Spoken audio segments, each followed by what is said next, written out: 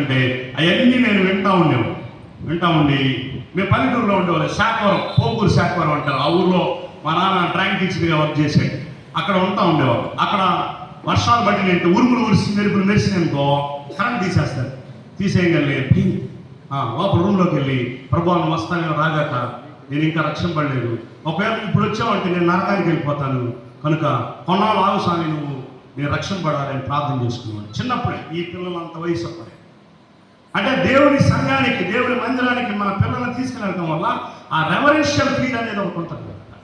నేను చిన్నప్పటి నుంచి ప్రార్థన చేసుకునేవాడిని, ప్రభా ఇదిగో ఈ సినిమాలు వస్తున్నాను అంటే ఇంట్లో వాళ్ళ తెలియకుండా సినిమాలు వస్తూ ఉండేవాడిని, సినిమా పాటలు పాడుతూ ఉండేవాడిని. ప్రభా ఇది ఒకవేళ నేను ఇలాగే చనిపోతే నరకానికి వెళ్తాను, నా జీవితం నరకంలోకి వెళ్ళటం ఇష్టం లేదు ప్రభా, నా జీవితంలో రక్షణ కార్యం జరిగించు, నన్ను రక్షణలోకి నడిపించు, నేను మారుమనసు పొందాలి, బాప్తిసం పొందాలి, నేను రక్షణలోకి నడిపించు ప్రభా అని ప్రార్థన చేసుకుంటూ ఉంటాను.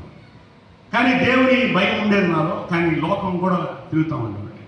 కానీ చెడ్డ అలవాట్లు ఏం చేసుకోవాలి అంటే త్రాగుడు కానీ సిగరెట్ కానీ అటు ఇటు బ్యాడ్ హ్యాబిట్స్ ఏం లేవు. కానీ ఒక సినిమాలు చూడటం, సినిమా పాటలు పాడటం, కాబట్టి అదే సినిమా. కానీ రక్షింపబడాలి అనే ఆలోచన మాత్రం ఉండేది, రక్షింపబడాలి అనే ఆలోచన ఉండేది. మరి 2010 జనవరి 26వ తారీఖు హైదరాబాద్ ఒక యూత్ మీటింగ్లో సతీష్ కుమార్ గారు యూత్ మీటింగ్ పెట్టినప్పుడు, ఆ యూత్ మీటింగ్కి వెళ్ళినప్పుడు ఆ వాక్యం విని నేను రక్షింపబడ్డాను. మరి జనవరి 26వ తారీఖు రక్షింపబడ్డాను. ఆ తర్వాత ఆగస్టు 15వ తారీఖు ఎస్కో ప్రార్థన మందిరంలోని బాప్తీసం తీసుకున్నాను. ఈలోపు బైబిల్ మొత్తం చదివేస్తాయి. ఈలోపు రోజుకు 10 అధ్యాయాలు చదివేవాడిని. మా మేనమామ అయితే అన్నాడు, వీడికైతే పిచ్చి పెట్టినట్టుంది, వీడికి ఇంత ఎప్పుడు బైబిల్ చదివేవాడు ఈ రకంగా చదువుతున్నాడు. నా ఉద్దేశం ఏంటి, ఇంతవరకు నా ఇష్టానుసారంగా జీవించాను, మిగతా జీవించిన జీవితం దేవుని కొరకు బ్రతకాలి, దేవుని కోసం జీవించాలి అని నన్ను నేను సిద్ధపరచుకునేవాడిని. బైబిల్ చదువుతూ ఉండేవాడిని పొద్దుగూకుని. అయితే దేవుడి కృపను బట్టి ఆగస్టు 15వ తారీఖు మరి 2010వ సంవత్సరంలో బాప్తీసం తీసుకుని మరి ఒంగోలులోనే మరి ఉద్యోగం చేస్తా, సేవ చేస్తూ ఉండేవాడు. ఇక దేవుని పిలుపుని బట్టి దేవుడు అన్నాడు, నీకోసం నువ్వు బ్రతకద్దు, నేను నీకు ప్రాణం పెట్టి బ్రతికించుకున్న నా పరిచయం చేయడానికి, నా కోసం బ్రతకడానికి నువ్వు ఉద్యోగం రిజైన్ చేసి సేవ చేయి అని దేవుడు పిలిచినప్పుడు దేవుని మాటను బట్టి ఉద్యోగం రిజైన్ చేసి సేవకు రావడం. దేవుని స్తోత్రం చెప్దాం, హల్లెలూయా. మరి ఇక్కడ చాలా సంఘాలలో ఉన్నారు, మరి హల్లెలూయా అనొచ్చు అనకూడదు నాకు తెలియదు. మరి ఏది ఏమైనప్పటికీ దేవుని యొక్క ఉచితమైన కృపను బట్టి నన్ను దేవుడు రక్షణలోకి నడిపించాడు. మరి నా గురించి ప్రార్థన చేయండి. మరి క్రీస్తు శిష్యుల ప్రార్థనా మందిరం, ఆ ప్రార్థనా మందిరము మరి నీలంతాలలో అలాగే మదర్ తెరెసా కాలనీలో మరి సేవ చేస్తూ ఉంటాం. దేవుడు మాకు ఇచ్చినటువంటి దర్శనం ఏంటంటే శిష్యులు చేయాలి. ఈ రోజున అందరూ విశ్వాసాన్ని తయారు చేస్తున్నారు చర్చెస్లో, కానీ మనం శిష్యులు అవ్వాలి. మీరు సర్వలోకానికి సర్వశిష్య సువార్త ప్రకటించి శిష్యులు చేయడి అని వాక్యం చెప్తాను. మనం శిష్యులు అవ్వాలి. కనుక ఆ దర్శనం ప్రకారం మేము సేవ చేస్తూ ఉన్నాం. మరి దేవుని యొక్క వాక్యాన్ని మనం ధ్యానిద్దాం. చూడండి, అపోస్తుల కార్యములు 20వ అధ్యాయం. అపోస్తుల కార్యములు 20వ అధ్యాయం. ఇక్కడ ఉన్నటువంటి మాటల్ని మనం చూద్దాం. 7వ వచనం, 20వ అధ్యాయం 7వ వచనం. ఆదివారం మేము రొట్టె విరుచుటకు కూడినప్పుడు పౌలు మరునాడు వెలనయుండి వారితో ప్రసంగించుచు అర్ధరాత్రి వరకు విస్తరించి మాట్లాడుచుండెను. మేము కూడి ఉన్న మేడగదిలో అనేక దీపములుండెను. అప్పుడు ఐతుకు అని ఒక యవనస్తుడు కిటికీలో కూర్చొని గాఢ నిద్రపోయి పౌలు చాలాసేపు ప్రసంగిస్తూ ఉండగా నిద్రాభారం వల్ల జోగి 3వ అంతస్తు నుండి కింద పడి చనిపోయిన వాడై ఎత్తబడెను. ఇక్కడ మనము ఐతుకు అనేటువంటి ఒక యవనస్తుని చూస్తాం. ఐతుకు అనేటువంటి యవనస్తుడు. ఐతుకు అంటే భాగ్యవంతుడు అని అర్థం. ఏమనర్థం? భాగ్యవంతుడు. ఐతుకు అంటే భాగ్యవంతుడు. మరి ఈ ఐతుకు అనేటువంటి యవనస్తుడు పౌలు ప్రసంగిస్తున్నప్పుడు 3వ అంతస్తులో ఉండి వాక్యం వింటూ ఉన్నాడు. కిటికీలో కూర్చుని వింటూ ఉన్నాడు యవనస్తుడు. ఈరోజు చాలా మంది మరి కిటికీలో అంటే ఎలా ఉన్నారంటే, కిటికీలో అంటే దేనికి సాదృశ్యం తెలుసా? కొంతసేపు ఒక చెవేనే పౌలు చెప్పేటువంటి వాక్యం వైపు, ఇంకో చెవేనే లోకం వైపు. ఒక్కనేమే పౌలు వైపు, ఇంకొకనేమే లోకం వైపు. ఈ రోజున చాలా మంది క్రైస్తవులు ఇలాగే జీవిస్తున్నారు. కొంతసేపు ఆదివారం దేవుని బట్టి, సోమవారం రాగానే లోకంలో ఉన్నటువంటి అన్యుల్లాగా మనం బిహేవ్ చేస్తూ ఉన్నాం. అంటే కొంతసేపు దేవుని బట్టి, కొంతసేపు లోకానుసారంగా. దీన్ని ఏమంటారంటే కిటికీ క్రైస్తవ్యం, విండో క్రిస్టియన్స్ అంటారు వీళ్ళని. మరి చర్చికి వెళ్ళామనుకో, చర్చికి వెళ్ళినా కానీ మరి ఎలా ఉంటారు తెలుసా, చర్చిలో ముందు వైపు కూర్చోనమాట, వెనకే కూర్చుంటారు. ఎందుకో తెలుసా, ఫోన్ వస్తే అట్టించట్టు వెనక్కి వెళ్ళిపోవడానికి. అర్థమైందా?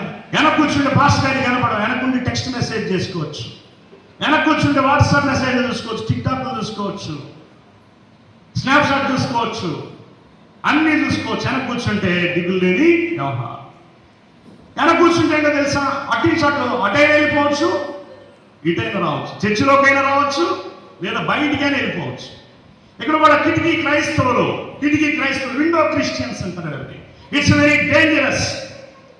Very dangerous for human life. ఎందుకంటే అపవాది వాడి యొక్క తంత్రములు ఎలా ఉంటాయంటే, వాడు దేవుడి దగ్గరికి రానికుండా చేస్తాడు, దేవుడి వాక్యం అన్నీ కూడా చేస్తుంటాడు, దేవుడు మాట విననీయకుండా చేసేటువంటి చేస్తాడు. ఎందుకంటే వాడికి కొంచెం కాలమే ఉంది, అందుకని వాడు ఉగ్రుడై ఉన్నాడంట, ఎవరిని నిండుదనాన్ని తిరుగుతూ ఉన్నాడంట. అందుకని దేవుని సంఘానికి వెళ్ళనీయుడు, దేవుడి వాక్యం విననీయుడు, వెనకే కూర్చొనేస్తాడు.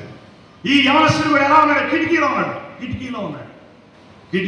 అవసరమైతే ఇటు కిటికీ దిగుతాడు, లేదంటే ఢబాల్ అవతల పడతాడు. అర్థమైందా? అవసరమైతే చర్చిలోకి ఇటువైపు దిగుతాడు, లేదంటే అపవాది ఒక చేయితో పట్టుకున్నట్టు లాగాడంటే కిటికీలో దమాన్ కింద పడతాడు. ఈ రోజున చాలా మంది క్రైస్తవులు కూడా అలాగే జీవిస్తున్నారు, విండో క్రిస్టియన్స్. ఆదివారం దేవుని భక్తి, సోమవారం నుంచి లోకానుసారంగా. ఆదివారం రొట్టె ద్రాక్ష రసం తీసుకుంటారు, సోమవారం నుంచి నిషాదం ఉంటుంది, సోమవారం నుంచి ఫుల్ తావుల్లో ఉంటారు. ఆదివారం రొట్టె ద్రాక్ష రసం తీసుకుంటారు, సోమవారం నుంచి సిగరెట్లు తాగడం, ఇష్టానుసారం బ్రతుకుతారు. ఆ ఒక్కరోజే పరిశుద్ధంగా ఆచరిస్తూ ఉంటారు. అర్థమైందా? అపవాది సాతానుగాడు ఎవరి మీద ఎక్కువ దృష్టి పెడతాడంటే ఎలాంటి వారి మీద దృష్టి పెడతాడు. లోపల ఉన్న అన్యుల జోలికి పోవడం. ఎందుకో తెలుసా, అన్యులు అంతా వాడి వశంలోనే ఉన్నాయి. వాడి మెయిన్ కాన్సన్ట్రేషన్ అంతా ఎవరి మీద అంటే క్రిస్టియన్స్ మీదే. క్రిస్టియన్స్లో కూడా బాగా ప్రార్థన చేస్తాం, వాక్యాలు ఎదుగుతామంటే వాడి జోలికి పోవడం. ఎందుకు? భయం. ఎవరి జోలికి పోతుందంటే ఈ కిటికీ క్రైస్తవ జోలికి పోతుంటే.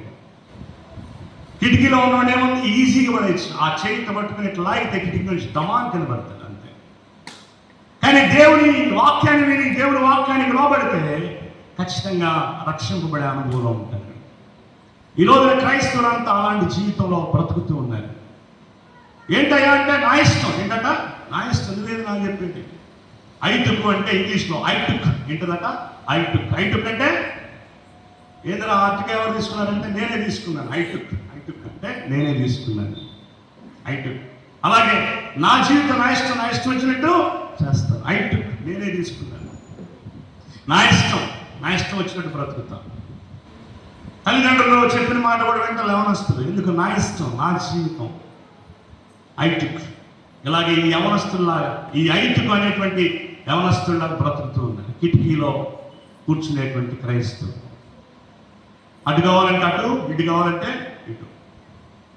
చర్చిలో కూడా ఆ గేట్ దగ్గర ఉంటే లోపలికి కావాలంటే లోపలికి, బయటికి కావాలంటే అటొక్క కాలు ఇటొక్క కాలు. కిటికీలో కూడా అటు వచ్చేది ఇటు వచ్చేది, అటొక్క కన్ను ఇటొక్క కన్ను. అలాంటి జీవితం కిటికీ క్రైస్తవులు, విండో క్రిస్టియన్స్. ఇక్కడ ఐటికి కూడా అలాంటి స్థితిలో ఉన్నాడు. కానీ ఐటికి ఒక గొప్ప ప్రమాదం వచ్చి పడింది. ఒక్కసారిగా కిటికీలో నుంచి కింద పట్టాడు. జాగ్రత్త, ఈ రాత్రి నువ్వు కూడా అలా కిటికీ క్రైస్తవుడిగా లేదా విండో క్రిస్టియన్గా దేవుడు అంటే అంటున్నట్టు ఉంటున్నాయేమో. జాగ్రత్త, అపవాది నీ మీద కన్నేస్తుంటాడు. ఈ రోజుల్లో చూడండి, చాలా మంది రోడ్డు మీద వెళ్తా యాక్సిడెంట్లు అయితే చచ్చిపోతూ ఉంటారు. చిన్నప్పటి నుంచి పాస్టర్ గారు చెప్పుకుంటారు, బాప్తిసం ముందు రక్షింపబడు. లేదు, అప్పుడే కాదు. ఈలోపు పరలోక యాత్ర కదా, నరకానికి యాత్ర. రోడ్డు మీద వెళ్తుంటారు, యాక్సిడెంట్లు అయితే చచ్చిపోతుంటారు. ఎవరు వస్తారు? పాస్టర్ గారు ఎన్నోసార్లు గద్దించి మారు మోసుకుంది బాప్తిసం. ఈలోపు ఎవరైతే నిలిపోయారు ఆ కిటికీలో నుంచి చర్చికి వస్తారు. చర్చిలో పాటలు పాడతారు, అట్లా ఇట్లా చేస్తుంటారు. కానీ ఈలోపు అపవాది ఆ కిటికీలో నుంచి అట్టించటు నరకానికి లాక్కెళ్తుంది. జాగ్రత్త సుమ, నిలువెచ్చని స్థితి. అటు లోకము, ఇటు దేవుడు, అటు కాసేపు లోకం. ఇట్లాంటి స్థితిలో ఉన్న వారి మీద అపవాది కన్నేసి ఉంటాడు. చాలా జాగ్రత్తగా ఉండాలి. దేవుడి యొక్క కంచెలను ఉండాలి. దేవుడి యొక్క కంచె అంటే నువ్వు మారు మనసు పొంది బాప్తిసం పొందితే నువ్వు ఎప్పుడు చనిపోయినా కానీ నరకానికి వెళ్ళకుండా దేవుని పరలోక రాజ్యానికి నువ్వు వెళ్తావు. అలా కాకుండా చిన్నప్పటి నుంచి వాక్యం వింటూ ఇంకా మారు మనసు పొందకుండా, బాప్తిసం పొందకుండా నువ్వు ఉన్నట్లయితే చాలా డేంజర్లో నువ్వు ఉన్నావు. రాత్రి దేవుని యొక్క హెచ్చరిక ఏంటో తెలుసా? ఎన్నో సంవత్సరాల నుంచి దేవుని సంఘానికి వెళ్తూ మారు మనసు పొందకుండా, బాప్తిసం పొందకుండా నువ్వు ఉన్నట్లయితే ఈ రాత్రి నీకు హెచ్చరిక, నువ్వు చాలా డేంజర్లో ఉన్నావు. అపవాది ఏ క్షణాలైనా నిన్ను నరకానికి లాక్కని పోగొడతాడు. కనుక ఈ రోజైనా దేవుని బిడ్డగా నువ్వు ప్రతిష్ఠించుకో. చాలా మంది ఏమనుకుంటారు తెలుసా? మేము చిన్నప్పటి నుంచి క్రిస్టియన్స్ అండి, మేము చిన్నప్పటి నుంచి, నా పేరు శామ్యుల్, నా పేరు సాల్మను, నా పేరు ఇజ్రాయెలు, నేను చిన్నప్పటి నుంచి క్రిస్టియన్స్ ఉంటాను. చిన్నప్పటి నుంచి క్రిస్టియన్స్ ఎవరో లేరు బైబిల్ ప్రకారం. ఒకసారి తూర్పుపాలెం వాకింగ్ చెప్పడానికి వెళ్ళా. అక్కడ అడిగాను, ఏమంటే ఇక్కడ క్రిస్టియన్స్ ఎంతమంది, ఎవరున్నారు క్రిస్టియన్స్ అన్నారు. అక్కడ మళ్ళీ వాళ్ళు చూసి నవ్వుతూ ఉన్నారు. మళ్ళీ అడిగాను, అమ్మ ఇక్కడ క్రిస్టియన్స్ ఎవరు ఉన్నారు, ఎంతమంది క్రిస్టియన్స్ అడిగాను. అడిగితే అయ్యా ఇది క్రిస్టియన్ పాలెం అయ్యా. ఏంటంట? ఇది క్రిస్టియన్ పాలెం. క్రిస్టియన్ పాలెం గురించి నాకు తెలుసమ్మా, ఇది క్రిస్టియన్ పాలెం అనేది తెలుసు నాకు. కానీ క్రిస్టియన్స్ అలా ఎవడవాడు ఒకడు నీటి మూలంగా, ఆత్మ మూలంగా జన్మించకపోతే వాడు ఎన్నిటికీ క్రిస్టియనే అవడు. నువ్వు చర్చికి వెళ్తున్నావంటే క్రిస్టియన్ అవ్వవు, దేవుడి పాటలు పాడుతుంటే క్రిస్టియన్ అవ్వవు. నీటి మూలంగా, ఆత్మ మూలంగా జన్మిస్తేనే క్రిస్టియన్ అవుతావు. నీటి మూలంగా అంటే మారు మనసు, ఆత్మ మూలంగా అంటే బాప్తిసం. ఈ రెండు అనుభవాల ద్వారా ఒక వ్యక్తి క్రిస్టియన్ అవుతాడు. 30 సంవత్సరాలు, 40 సంవత్సరాలు, 50 సంవత్సరాలు నువ్వు చర్చికి వెళ్తున్నా, క్రిస్టియన్ అనేటువంటి పేరు పెట్టుకున్నా, నువ్వు ఏమాత్రం క్రిస్టియన్వి కాదు. నీటి మూలంగా, ఆత్మ మూలంగా జన్మించితేనే నువ్వు క్రిస్టియన్ అవుతావు. దేవుని బిడ్డలు ఎవరైతే మారు మనసు పొంది, దేవుని బాప్తిసం పొంది, దేవుని బిడ్డలుగా మార్చబడిన వారే ఆయన పిల్లలు. అందరు కాదు, అందరూ. ఒక ఎగ్జాంపుల్ ఏంటంటే, ఇప్పుడు నేను రోడ్డు మీద వెళ్తా ఉంటే అడుక్కునే వాడిని అనుకో, ఒక ఆమె ఇక్కడే మన ఉదయగిరిలో ఉంది, ఆ ఇంటి మీద వెళ్తా ఉందంటే, అమ్మ ఆకలి అవుతున్నాం, అన్నం పెట్టింటే వాళ్ళ అమ్మగారు వచ్చారు. మరి వాళ్ళ అమ్మగారు ఎక్కడికి వచ్చారు రాలేదు నాకు తెలియదు, ఒకళ్ళు ఉంటే క్షమించారు. వచ్చారు, అమ్మ ఆకలి అవుతుందమ్మా అన్నం పెట్టాను అనగానే కొంచెం అన్నం పెట్టంగానే, అమ్మ రేపు ఇదే టైంకి వస్తాను బిర్యానీ వండి పెట్టమ్మా అంటారు. అనగానే ఇప్పుడు ఆమె చెప్పాలి, చేతిన పెట్టిద్దో పెట్టదు. అమ్మ రేపు ఎల్లుండి వస్తానమ్మా, కొంచెం ఆస్తిలో నాకు కూడా కొంచెం భాగం పెట్టు అని అన్నాను. అప్పుడేమనిద్ది? ఏరా పాపం అని నీకు పెడితే, అన్నం పెడితే బిర్యానీ ఉండమంటావా, ఆస్తి అడుగుతావా అని. ఎవరు పెట్టింది? వాళ్ళ కొడుకు వచ్చి అడిగాడు, బిర్యానీ చేయమన్నాను. చేయనన్నాను. ఎందుకు చేయవు అని అడుగుతాడు. ఎందుకు? హక్కు ఉంది, తల్లిని అడిగే హక్కు ఉంది. ఎందుకు? నాకు పెట్టదు కానీ వాళ్ళ కొడుకు మాత్రం ఖచ్చితంగా పెట్టేది, ఆస్తిలో భాగం ఇచ్చింది. ఎందుకంటే పేరు తెంచుకుని పుట్టినటువంటి కొడుకు కాబట్టి. అలాగే లోకంలో ఉన్న వాళ్ళందరూ దేవుని బిడ్డలు కాదు, దేవుడు సృష్టించాడంతే. కానీ నీటి మూలంగా, ఆత్మ మూలంగా జన్మించిన వాళ్ళు మాత్రమే దేవుని బిడ్డలు. కనుక ఈ రాత్రి మనం గమనించాల్సింది ఏంటంటే, దేవుని బిడ్డలు మనం అవ్వాలి. క్రిటికీ క్రైస్తవం ఎంత భయంకరమైన, ఎంత డేంజర్ అనేది మనం చూద్దాం. బైబిల్లో కొన్ని విషయాలు మనం చూద్దాం. చూడండి, 2వ రాజుల గ్రంథము 1వ అధ్యాయం 2వ వచనం 4వ వచనం. 2వ రాజుల గ్రంథము 1వ అధ్యాయం 2వ వచనం. అహజ్య తన మేడ గదిలో ఉన్న కిటికీలో నుండి క్రింద పడి, చూడండి, ఆయన ఆ రాజు కిటికీలో నుంచి కింద పడి రోగయ్యాడు. చూడండి, అప్పుడేమంటాడు తెలుసా? ఆయన ఎవరంటే క్రిస్టియనే. అంటే ఏంటి? ఇశ్రాయేలు దేశానికి రాజు, అంటే యెహోవా దేవుడి గురించి తెలుసు, కానీ దేవుని బిడ్డగా బ్రతకట్లే ఈ వ్యక్తి. కిటికీలో నుంచి దమారు కింద పడ్డాడు. పడగలనే ఆయన అంటున్నాడు, రోగయ్యాడు. ఆయన అంటున్నాడు, ఎక్రోనులో ఉన్న ఎక్రోను దేవత అంటే దోమలకు దేవుడు. ఎక్రోను అంటే దోమలకు దేవుడు అంట. ఆ దేవుడి దగ్గరికి వెళ్ళి నేను బ్రతుకుతానో లేదో కనుక్కుని రాపో అని పంపిస్తున్నాను. ఈ రోజున అలాగే ఉంటాం మనం. కిటికీ క్రైస్తవం అంటే నేను చెప్తున్నా, పాస్టర్ గారు రేపు మా పిల్లవాడు పెళ్లి చేయాలి అని చెప్తారు. వెళ్ళి పంతులు గారు ముహూర్తం ఎప్పుడండి, ఎన్ని గంటలకుంది, ఏ రోజు చేయాలి పంతులు గారు అంట. ఇది కిటికీ క్రైస్తవం. ఇప్పుడు ఈయన ఇశ్రాయేలు దేశానికి రాజు, యెహోవా దేవుడు తెలుసు, కానీ తీర్మానం లేదు, దేవుడి బిడ్డగా బ్రతకట్లా అంటున్నాడు. ఎక్రోను అక్కడికి వెళ్ళి, ఆ దేవత దగ్గరికి వెళ్ళి, అక్కడికి వెళ్ళి కనుక్కోలేదు ఏమని, నేను బతుకుతానో లేదు. ఈలోపు హఠాత్తుగా ఏలియా భక్తుడు ప్రత్యక్షమయ్యాడు. ఏమన్నాడో తెలుసా? రే ఆడకి వెళ్తున్నారు మీరు అన్నాడు. అనగానే ఇట్లా దేవత దగ్గరికి వెళ్తున్నాం మా రాజు గారు వస్తుంటే, వాడికి చెప్పండి వెళ్ళి మనసు ఎక్కాడు కదా అదే మనసులో చేస్తాడని చెప్పండి అన్నాడు. తర్వాత మీకు చదివితే తెలుస్తుంది మీకు అక్కడ 4వ వచనం 16వ వచనం 17వ వచనాల్లో ఆ మాటలు ఉంటాయి చూడండి. 4వ వచనం 16వ వచనం 17వ వచనం మీరు తర్వాత చదువుకోండి జాగ్రత్తగా. అక్కడ ఏమని ఉంటుందంటే ఏలియా ప్రత్యక్షమై చెప్తాడు, నువ్వు దేవుడిని విసర్జించి ఇశ్రాయేలు దేవుడు లేడని నువ్వు ఈ లోకంలో ఉన్నటువంటి అన్యుల దేవతల దగ్గరికి నువ్వు వెళ్ళావు కాబట్టి నువ్వు ఎక్కిన మంచంలో తెస్తావు అన్నాడు ఏలియా.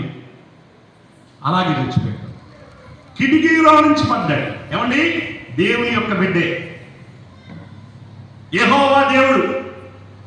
ఎవరండి? ఏలియా భక్తుడు ఉన్నటువంటి టైంలో ఆయన అన్నాడు ఒకసారి, యెహోవా దేవుడైతే ఆయన నమ్ముకోండి, లేదా బయలు దేవుడైతే ఆయన నమ్ముకోండి. ఎన్నాళ్ళు 2 తలంపుల మధ్య మీరు జీవిస్తారు.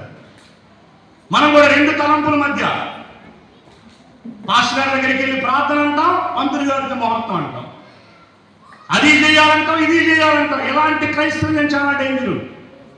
ఒక ఆయన వెళ్ళాడు ఇలాగే సౌలు అనే ఆయన వెళ్ళి యుద్ధంలో నేను జయిస్తానా జయించనా అన్నాడు.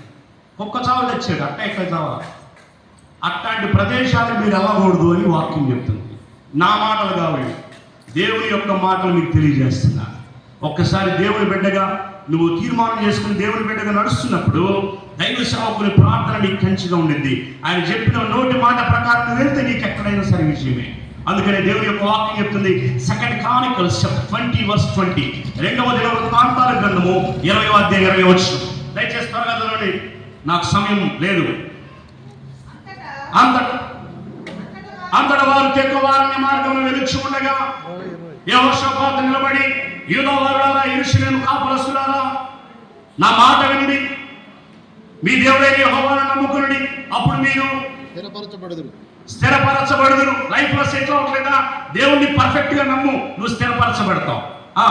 ఆయన ప్రవక్తను నమ్ముకునుడి, అప్పుడు మీరు కృతార్థులగుదురని చెప్పారు. కనుక మనము మన జీవితంలో దేవుడిని నమ్మాలి. ఆయన ప్రవక్తను నమ్ముకుంటే మీరు వెళ్తే చాలు, మీ జీవితంలో మీరు ఆశీర్వదించబడతారు. లోకంలో ఉన్న పంతులు కాదు, లోకంలో ఉన్న మహత్తాలు కాదు, లోకంలో ఉన్న మంగళవారాలు శుక్రవారాలు కాదు. దేవుణ్ణి నమ్మినప్పుడు దేవుని మార్గం నుండి వెళ్తే నువ్వు ఎప్పటికైనా ఆశీర్వదించబడతావు. ప్రియమైన వాళ్ళ సౌలు అలాగే వెళ్ళి భయంకరమైన మరణాన్ని పొందాడు. కిటికీ క్రైస్తవం ఎంత డేంజర్ ఈ రాత్రి దేవునితో మాట్లాడుతున్నాడు. ఇతను కూడా అలాగే చనిపోయాడు. మరలా ఇంకో వ్యక్తిని చూద్దాం. చూడండి 2వ రాజుల గ్రంథము 9వ అధ్యాయం 30వ వచనం నుండి 33వ వచనం వరకు. 2వ రాజుల గ్రంథం 9వ అధ్యాయం 30 నుండి 33 వరకు. యెహూ యెజ్రెయేలు ఊరికి వచ్చిన సంగతి యెజబెలునకు వినబడెను. కనుక ఆమె తన ముఖమునకు రంగు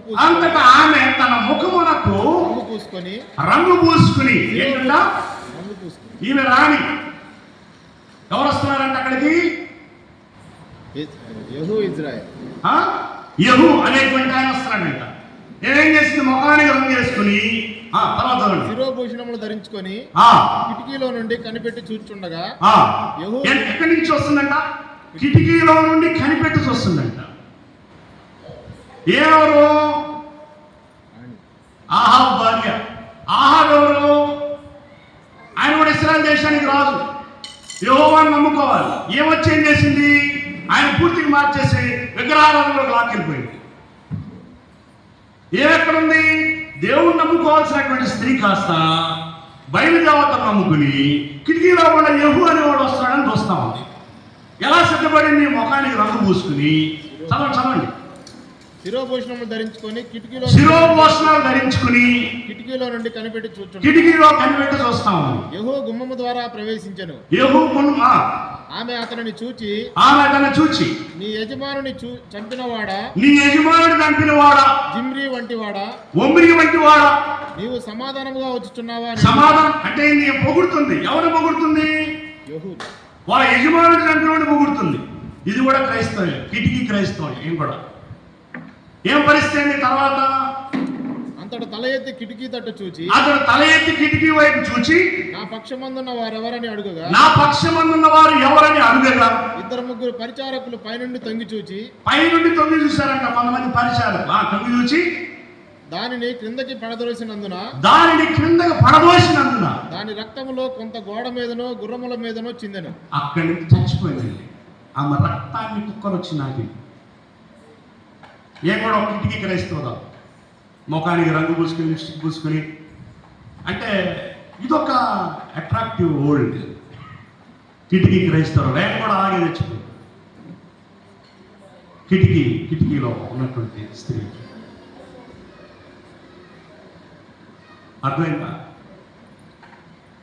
చాలా డేంజర్.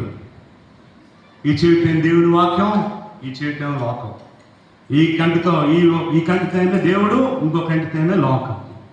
చాలా డేంజర్. ఏం కూడా చనిపోయింది యెజబెలు. అలాంటి స్థితిలో ఈయన ఎలాంటిది చూడండి. మొదటి రాజుల గ్రంథం 16వ అధ్యాయం 31వ వచనం. 16వ అధ్యాయం మొదటి రాజుల గ్రంథం 16వ అధ్యాయం 31వ వచనం.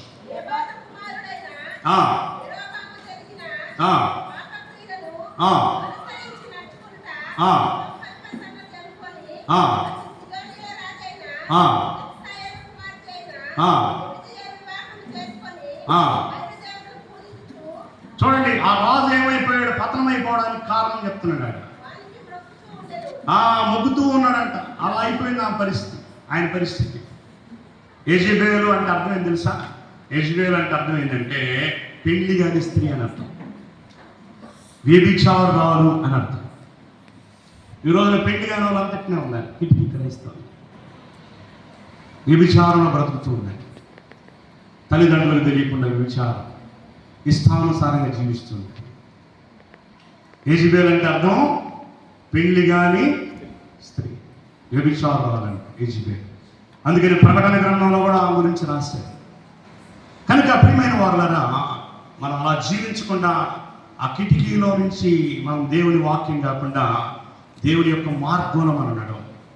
మనం దేవుని యొక్క మార్గంలో మనం నడిస్తే మనకి ఆశీర్వాదాన్ని దేవుడు మనకు అనుగ్రహిస్తాడు. ఇంకోటి చూద్దాం చూడండి, ఇంకో కిటికీ చూద్దాం చూడండి. సామెతల గ్రంథము 3వ అధ్యాయం 6వ వచనం నుండి 12వ వచనం వరకు. మైక్ ఏర్పాటు చేస్తుంటే బాగుండేది. వాక్యం కింద చదువుతుంటే పైకి ఎట్లా నిలబడింది. సామెతల గ్రంథం 3వ అధ్యాయం 6వ వచనం నుండి 12వ వచనం వరకు.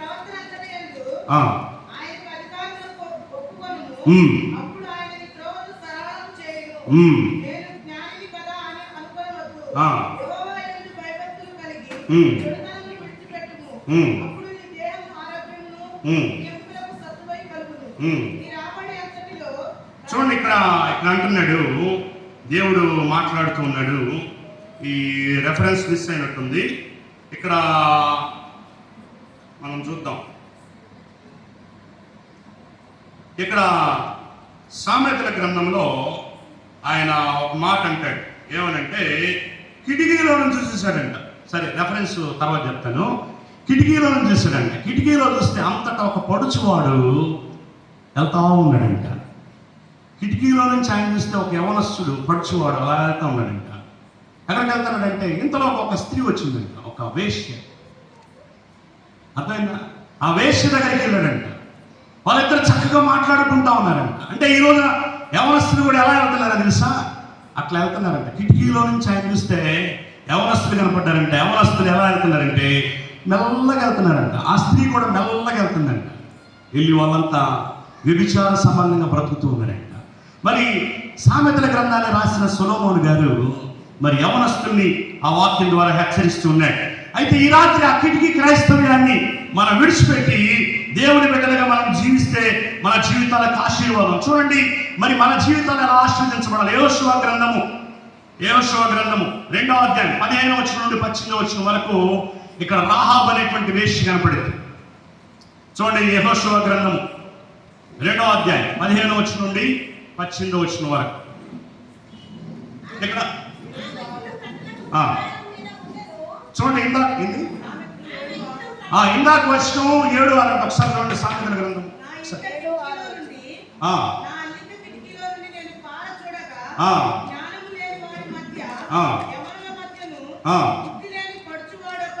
చూడండి. ఇక్కడ 7వ అధ్యాయం 6వ వచనంలో, నా ఇంటి కిటికీలో నుండి, నా అల్లిక కిటికీలో నుండి నేను పార చూడగా జ్ఞానము లేని వారి మధ్యను యవనస్తుల మధ్యను బుద్ధి లేని పడుచువాడొకడు నాకు కనబడెను. సంధ్యవేళ ప్రొద్దుగుంకిన తర్వాత చిమ్మ చీకటి దగ్గర రాత్రి వేళ వాడు జార స్త్రీ సందు దగ్గర ఉన్న వీధిలో తిరుగుచూ ఉండెను, దాని ఇంట మార్గమును నడుచుచూ ఉండెను.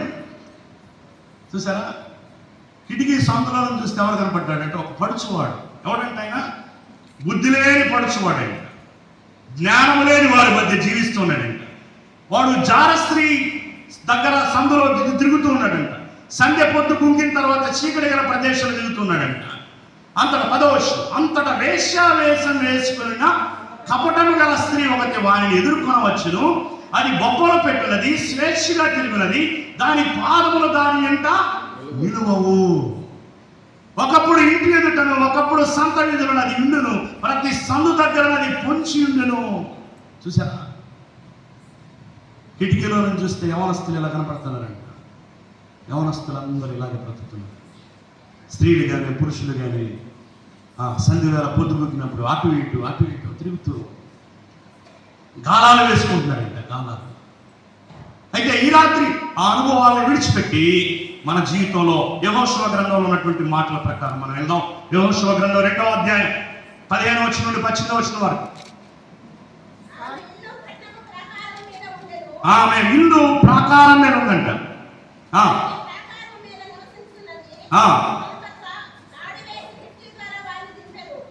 తాడు వేసి కిటికీ ద్వారమున వారిని దించదు. అంటే దేవుడు వారిని రక్షించింది కిటికీ ద్వారా.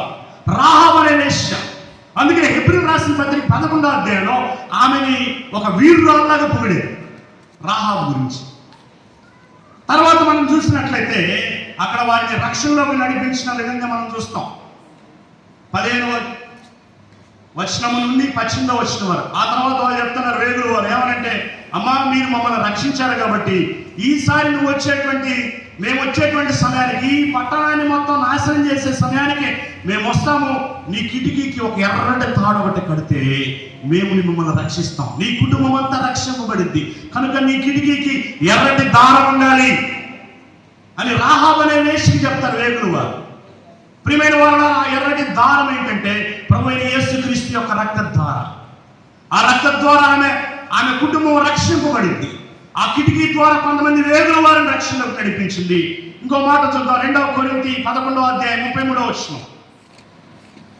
2వ కొరింథీ 11వ అధ్యాయం 33వ వచనం. అప్పుడు నేను కిటికీ గుండా గోడ మీద నుండి గంపలో దింపబడి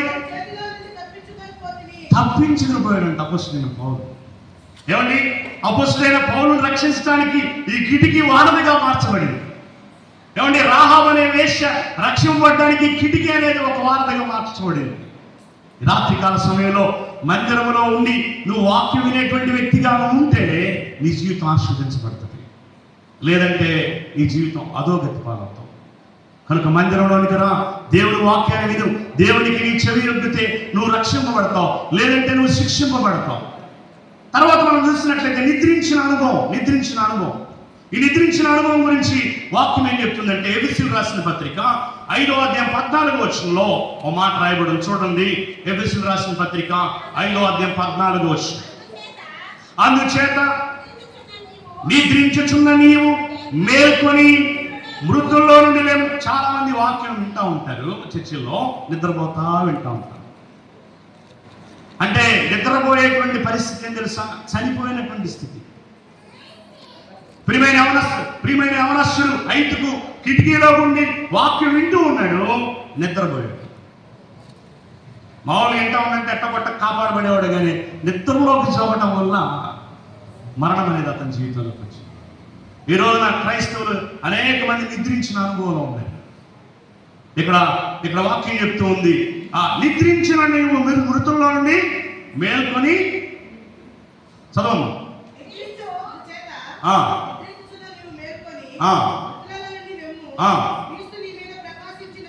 క్రీస్తు నీ మీద ప్రకాశించుచున్నాడు అని చెప్పుచున్నాడు. నిద్రలో నుంచి నువ్వు బయటకు వస్తే నీ జీవిత రక్షణలోకి దేవుడు అనుగ్రహిస్తాడు. ఇంకో మాట చూద్దాం. ప్రకటన గ్రంథం 3వ అధ్యాయం నిద్రించిన అనుభవం గురించి ప్రకటన గ్రంథం 3వ అధ్యాయం 15వ వచనం చదువుదాం. నీ క్రియలను నేను ఎరుగుదును, నీవు చల్లగానైనను వెచ్చగానైనను లేవు. నీవు చల్లగానైనను వెచ్చగానైనను ఉండిన నీకు మేలు. నువ్వు వెచ్చగానైనను చల్లగానైనను ఉండక నిన్ను వెచ్చగా ఉన్నావు కనుక నేను నిన్ను నా నోట నుండి ఉమ్మినే ఉద్దేశించుచున్నాను. నీవు దౌర్భాగ్యుడవు, దిక్కుమాలిన వాడవు, దిగంబరుడు అని ఎరుగక నేను ధనవంతి చేసుకుంటున్నాను, నాకేమీ కొదువు లేదని చెప్పుకొనిచున్నావు. నీవు ఇక్కడ అంటున్నాడు, నిద్రించిన అనుభవం ఉన్న వారి గురించి నువ్వు వెచ్చని స్థితి అంట. అంటే ఇది నామకార్థ క్రైస్తవుడు, వాక్యానుసారంగా జీవించకుండా, వాక్యానుసారంగా బ్రతకకుండా నామకార్థంగా ఉన్నటువంటి వారి గురించి దేవుడు అంటున్నాడు, నువ్వు వెచ్చగానైనను చల్లగానైనను నువ్వు ఉండిన మేలు, నువ్వు వెచ్చని స్థితిలో ఉన్నావు కనుక నా నోట నుండి నిన్ను ఉమ్మివేయ ఉద్దేశించుచున్నాను. అందుకని దేవుడు అంటున్నాడు 19వ వచనం, నేను ప్రేమించు వారినందరినీ గద్దిస్తున్నాను, శిక్షిస్తున్నాను కనుక నువ్వు ఆసక్తి కలిగి మారు మనసు పొందుము. ఇదిగో నేను తలుపు యొద్ద నుండి నిలుచుండి తట్టుచున్నాను. ఎవడైనను నా స్వరం విని తలుపు తీసిన ఎడల నేను అతని యొద్దకు వచ్చి అతనితో నేను నాతో అతను కలిసి భోజనము చేయి. కనుక ఈ రాత్రికాల సమయంలో నువ్వెచ్చని స్థితి, నిద్రించిన అనుభవం, కిడికి క్రైస్తవాన్ని విడిచిపెట్టి ఈ రాత్రి నువ్వు మారు మనసు పొందితే నీ జీవితం చాలా ఆశీర్వాదకరంగా మార్చబడుతుంది. తప్పిపోయిన కుమారుడు లోకస్వార్త 15వ అధ్యాయంలో వ్రాయబడి ఉంది. తప్పిపోయిన కుమారుడు మరి పశ్చాత్తపడి దేవుడు ఆ తండ్రి దగ్గరకు వచ్చినప్పుడు దూరం నుంచి చూసి ఏ విధంగా అయితే కనికరపడ్డాడు. చూడండి, లోకస్వార్త 15వ అధ్యాయం 20వ వచనంలో, లోకస్వార్త, వాడు ఇంకనూ దూరముగా ఉండగా తండ్రి వాడిని చూచి కనికరపడి పరిగెత్తి వాడి మెడ మీద పడి ముద్దు పెట్టుకున్నాను. అప్పుడు ఆయన అంటున్నాడు, ఆ కుమారుడు అతనితో, తండ్రి నేను పరలోకమునకు విరోధముగా నీ ఎదుట పాపము చేసి ఉన్నాను, ఇక మీదట నీ కుమారుడని అనిపించుటకు యోగ్యుడిని కాను. అయితే చూడండి ఎంత ప్రేమ కలిగింది దేవుడు. ఈ రాత్రి దేవుడు అంటున్నాడు, ఈరోజన్నా నువ్వు మారు మనసు పొందుతావు. ఎన్నోసార్లు వాక్యం విన్నావు, ఎన్నోసార్లు దేవుడు నీతో మాట్లాడాడు, ఎన్నోసార్లు దేవుడు నేను హెచ్చరించాడు. మారు మనసు లేదు, బాప్తిసం లేదు, ఇష్టానుసారంగా జీవిస్తున్నావు. ఈ రాత్రి అయినా తీర్మానం చేసుకుంటావని దేవుడు నీతో మాట్లాడుతున్నాడు. తప్పిపోయిన కుమారుడు ఇష్టానుసారంగా జీవించాడు. కుమారుడిగా వదిలిపెట్టి ఈ లోకాన్ని విడిచిపెట్టి వేరే లోకానికి వెళ్ళిపోయి అక్కడ తన ఇష్టానుసారంగా జీవించాడు.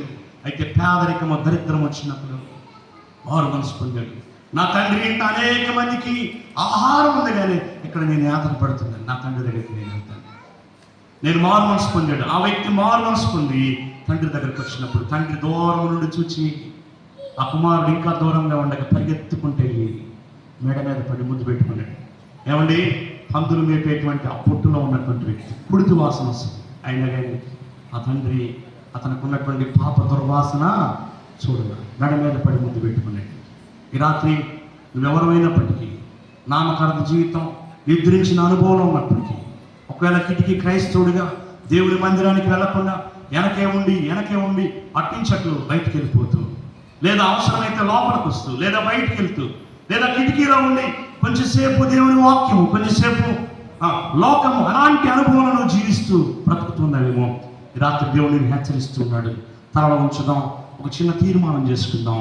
ఇష్టానుసారంగా జీవించాడేమో, ప్రభా ఈ రాత్రి నా హృదయాన్ని నీకు ఇస్తాను. తప్పిపోయిన కుమారుడు ఏ విధంగా అయితే, ప్రభా నేను ఇదిగో లోకాన్ని నీకు విరోధముగా, పరలోకపు తండ్రికి విరోధంగా నేను జీవించాను, ఇక మీదట నీ కుమారుడని అనిపించుకున్నట్టుకు యోగ్యుడిని కాదు ప్రభా. ఇదిగో నీ పనివారిలో ఒకరిని పెట్టుకో, నన్ను ఒకళ్ళగా పెట్టుకో అని ఆ తప్పిపోయిన కుమారుడు ఏ విధంగా అయితే అడిగాడు, అలాగే ఈ రాత్రి దేవుని దగ్గర అడుగుతావా? దేవుడు నీతో మాట్లాడుతూ ఉండగా చిన్న తీర్మానం చేసుకుంటావా? ఎన్నో రోజులు గడిచిపోయాయి, ఎన్నో సంవత్సరాల నుంచి దేవుడు నన్నావు, కానీ తీర్మానం లేదు. కిటికీ క్రైస్తవుడిగా ఎంతకాలం బ్రతుకుతాం? నామకార్థ క్రైస్తవుడిగా ఎంతకాలం బ్రతుకుతాం? దేవుడు నీతో మాట్లాడుతూ ఉండగా, నీ హృదయంలో ఆయన ప్రకంపనలు పుట్టిస్తూ ఉండగా, ఎన్నో రోజుల నుంచి వాయిదా వేస్తూ ఉన్నాడు రక్షణ గురించి. జాగ్రత్త సుమా, ఏ క్షణాన్ని నువ్వు మరణించగలవు. అపవాది ఏ క్షణాన్ని లాక్కెళ్ళిపోతాడు. అపవాది కావాల్సింది క్రైస్తవుడి లోకంలో అన్యులు కాదు, నిన్ను కూడా లాక్కెళ్ళడానికి వాడు ప్రయత్నం చేస్తూ ఉంటాడు. లోకము పాపము చూపించి ఆకర్షిస్తూ ఉంటాడు. తీర్మానం చేసుకుంటావు ఈ రాత్రి, ఆయన తలుపు వద్ద నుండి పెడుతూ ఉన్నాడు. ఎవడైనా నా స్వరం విని తలుపు తీసినట్లా నేను వాడి హృదయంలో ప్రవేశిస్తాను. Thank you lord, thank you lord. ప్రభువా స్తోత్రం. కనికరించగా తప్పిపోయిన కుమారుడు వలె నీ సన్నిధికి వస్తున్నాను. కిటికీ క్రైస్తవుడిగా జీవిస్తున్నాను, నామకార్థ క్రైస్తవుడిగా జీవిస్తున్నాను. అయితే ఈ రాత్రి నీ దాసుని ద్వారా నన్ను హెచ్చరిస్తున్నావు. ప్రభువా కనికరించగా తప్పిపోయిన కుమారుడు ఏ విధంగా అయితే తండ్రితో బతిమలాడుతున్నాడు, తండ్రి నేను నీకు విరోధంగా పరలోకానికి విరోధంగా పాపం చేశాను, ఇక మీదట నీ కుమారుడనని అనిపించుకున్నట్టుకు యోగ్యుని కాదు, నన్ను క్షమించగా తీర్మానం చేసుకుంటావు. ఈ రాత్రి దేవునితో మాట్లాడుతూ ఉండగా, ఈ రాత్రి దేవుడే నాతో మాట్లాడాడు, నా హృదయాన్ని ప్రేరేపిస్తూ ఉన్నాడు అన్నట్లయితే, నీ కుడి హస్తాన్ని ఎత్తినట్లయితే నీ కోసం నేను ప్రార్థన చేస్తాను. ప్రభా, కిటికీ క్రైస్తవుడిగా ఉన్నాను, నా జీవితం దుఃఖంలో ఉంది ప్రభా, వేదంలో ఉన్నాను, నా ఇష్టానుసారంగా జీవించాను ప్రభా. ఈ రాత్రి నీ బిడ్డగా నేను జీవిస్తాను ప్రభా, నామకార్థ భక్తి చేస్తున్నాను ప్రభా, పాస్టర్ గారి చేత ప్రార్థన చేయించుకుంటున్నాను, కానీ పంతుల దగ్గరికి వెళ్తున్నాను ప్రభా. నామకార్థ క్రైస్తవుని ఈ రాత్రి విడిచిపెడతాను ప్రభా. దేవా, నన్ను కరుణించినట్లయితే, నీ కుడి హస్తాన్ని ఎత్తినట్లయితే నీ కోసం ప్రార్థన చేస్తాను. ప్రియుడా, సహోదరి సహోదరుడా, ఏ క్షణాన నీకు మరణం వస్తుందో తెలియదు. నువ్వు వెళ్తూ ఉండగా చనిపోవచ్చు, ఏ క్షణం చనిపోతావు తెలియదు. అయితే ఈ రాత్రి నువ్వు తీసుకున్న ఈ రక్షణ తీర్మానాన్ని బట్టి దేవుడు నిన్ను కాపాడుతాడు. సహోదరి, గాడ్ బ్లెస్ యు. దేవుడిని దీవించిన దాకా బ్రదర్, దేవుడిని దీవించిన దాకా నీవు తీసుకున్న తీర్మానాన్ని బట్టి దేవుడు నిన్ను రక్షణలోకి నడిపించినందుకు దేవుని స్తోత్రం. దేవుడిని దీవించిన దాకా సహోదరి, దేవుడిని దీవించిన దాకా, దేవుడిని ఆశీర్వించిన దాకా చిన్న ప్రార్థన చేసుకుందాం. పరిశుద్ధుడా, ప్రేమ కలిగిన తండ్రి, కృప కలిగిన దేవా, ఈ రాత్రి ఈ వాక్యాన్ని విన్నటువంటి వారు ఆయన ఎంతమంది అయితే ఉన్నారో వారందరూ మీరు దర్శించండి. ఆయన అపోస్తలుడైన పౌలు ఆ చనిపోయిన ఐతుకి ఆయన వెళ్ళి కౌగిలించుకున్నప్పుడు ఐతుకు బ్రతికాడు. ఆ ఐతుకుని ఆయన సంఘానికి అప్పగించినప్పుడు సంఘంలో ఉన్న వాళ్ళంతా ఆనందించారు. ప్రభువా, ఇదే కదా నువ్వు కోరుకుంటున్న ఆనందం. తప్పిపోయిన కుమారుడు తిరిగి వచ్చినప్పుడు ఆ తండ్రి, ఆ కుటుంబం ఎంత ఆనందించారు. ప్రభా, ఇదిగోనైనా ఒక పాపి రక్షింపబడితే పరలోక రాజ్యంలో గొప్ప ఆనందం. ప్రభా, ఇదిగోనైనా ఆ సంఘంలో కూడా ప్రభా, ఆ సంఘంలో కూడా ఐతుకు అనేటువంటి యవనస్తుడు బ్రతికి ఆ సంఘంలోనికి తీసుకుని వచ్చినప్పుడు పౌలు గారు కౌగిలించుకోగానే ఆయన బ్రతకగానే ఆయన ఆ సంఘంలో ఉన్నవారు ఎంతో ఆనందించారు. ప్రభా, ఇదిగో నేను ఈ ప్రాంతంలో ఉన్న ప్రతి ఒక్కరు ఈ రాత్రి ఎవరైతే తీర్మానం చేసుకున్నారో వారిని బట్టి సంఘము, వారిని బట్టి కుటుంబాలు సంతోషించుదురుగాక. ప్రభా, నీకు స్తోత్రాలు. ఈ ప్రాంతంలో ఉన్న యవనస్తుని మీరు దర్శించండి ప్రభా. ఇదిగో నేను ఈ సియు సొసైటీని మీరు దర్శించండి ప్రభా. ఈ కబాడి పాలన ఉన్న ప్రతి ఒక్కరిని మీరు దర్శించండి. ఇంకా మారు మనసు బాప్తిస్మ రక్షణ అనుభవం లేని వారిని దర్శించండి ప్రభా. వారిని రక్షణలోకి నడిపించండి ప్రభా. ఈ రాత్రి ఎంతమంది అయితే తీర్మానం చేసుకున్నారో వారందరూ దర్శించి వారికి రక్షణ భాగ్యం కలుగజేయండి ప్రభా. నీ ఆత్మతో నింపండి ప్రభా. నీకు స్తోత్రాలు. పరిశుద్ధ ఆత్మని వారు పొందితే పాపము నుండి, శాపము నుండి విడుదల వారికి కలుగుతుందని ఈ రాత్రి నాయన వారికి తెలియజేసి రక్షణ భాగ్యం కలుగజేయమని ప్రార్థిస్తూ ఉండగా నీ కార్యాలు జరిగించండి. ఇక్కడున్న ప్రతి ఒక్కరి మీద తాకండి ప్రభా. వారిని దర్శించి వారికి రక్షణ భాగ్యం కలుగజేయండి ప్రభా. నీకు స్తోత్రాలు. కూడా వచ్చిన ప్రతి ఒక్కరిని దీవించండి. ఈ కార్యక్రమాన్ని ఏర్పాటు చేసిన ప్రతి ఒక్క బిడ్డని మీరు ఆస్వాదించండి. ఈ ఏర్పాట్లు చేసిన ప్రతి యవనస్తుని మీరు దీవించండి. రక్షణ భాగ్యం కలుగజేయండి. వారికి పరలోక రాజ్యాన్ని చేర్చండి. నీకే స్తోత్ర వందనాలు చెల్లిస్తూ యేసయ్య నామములో అడుగుచున్నాము తండ్రి. అందరం చెప్దాం ఆమేన్. May God bless you. Thank you for this opportunity.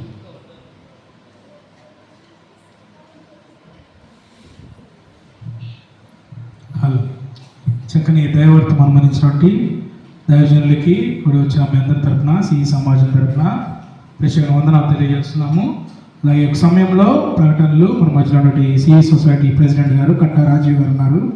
వారు వచ్చి ప్రకటన చెప్పాల్సిందిగా వారిని పూర్వకంగా ఆహ్వానిస్తున్నాం.